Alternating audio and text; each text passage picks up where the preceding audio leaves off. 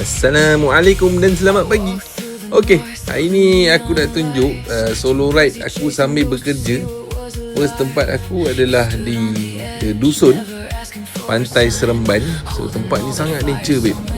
Kalau orang pergi, senang cerita, semuanya open air. Saya sangat suka tempat ni sebab dia berada di atas bukit. Korang boleh tengok review dekat tempat aplikasi lain. So banyak review mengatakan bagus tempat ni. Dan saya sendiri pun dah sampai sini, sangat saya suka sebab feeling sangat.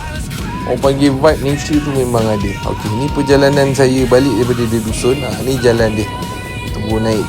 So senang cerita, balik daripada dusun memang saya punya jalan tu dia agak curam. So yang bawa motor berhati-hati. Tapi bila korang sampai kat atas puncak tu memang wow, menarik lah. Okay, so saya berjalan menuju ke Rembau, Most Wanted Yong. The next tempat yang saya nak jumpa orang kat sana, hal kerja. So tempat ni di ATV Easy Ride. So saya jumpa dengan Cik Zainan. So inilah perjalanan saya. Okay, enjoy my video guys. Tak adalah orang panggil laju sangat saya bawa. Okay, feeling je solo ride. Siapa nak dikejar pun. So seronok juga sebenarnya jalan-jalan kampung ni. Kalau hari biasa memang bagi tenang je.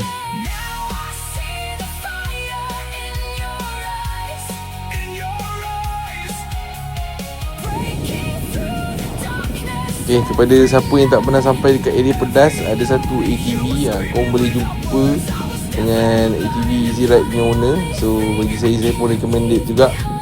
Siapa sangka dekat area Pedas pun ada ATV. Jom kita support dia.